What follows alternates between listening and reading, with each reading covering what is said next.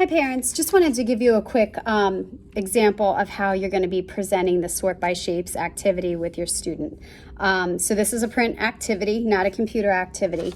So there's two modified versions of doing this. So the first one is a field of two shapes. So your student's going to select from heart or star. One way you can do it is that you can have them cut out each individual shoe on the bottom, lay all of the pieces in front of them, and then let them independently sort heart and star where they go. They can place them on or they can glue them on. If your student is having difficulty with cutting, something that we will often do is we will draw a line around the area that we want them to cut and tell them to cut on blue. Once you have the pieces cut out, you can also just present them. If they're having a difficulty sorting between the heart and the star, you can hand them one piece and say, put on heart. And they would match it with heart. If they're still having difficulty with two, you can always cover one up, hand them the shape of the heart, and say, put on heart. And then they would match that piece to heart. The more often that you do it, you can increase the amount of shoes or the amount of items that you're giving the child to sort. And then again, you can build up to having them glue them on and identify where they're to go. Once you complete the activity, attached is a progress sheet that you can fill out indicating the amount of prompting or the amount of help that your student needed to get the task done. Note any comments of what they had difficulty with, what their strengths were in. That'll just kind of give us an idea of the progress that they're making and any supports that you need.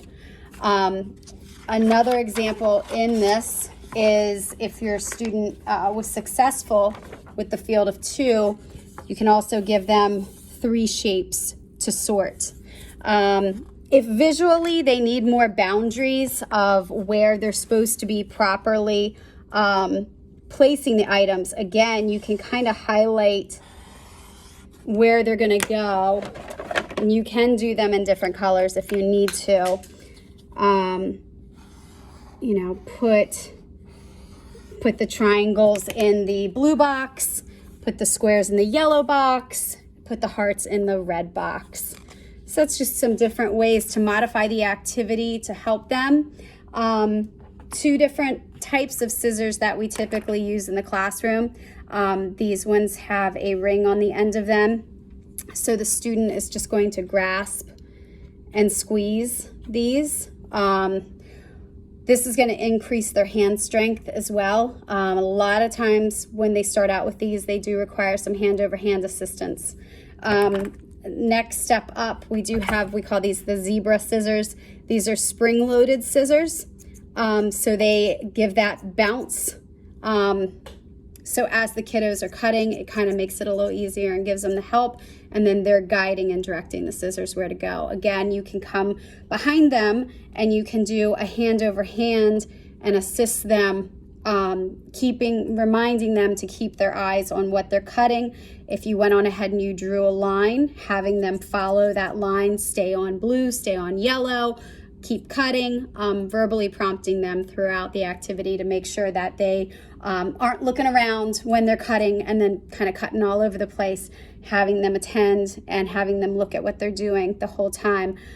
Sometimes we'll just repeat, cut, cut, cut, cut, and then that way it keeps their attention and keeps them cutting on the same line.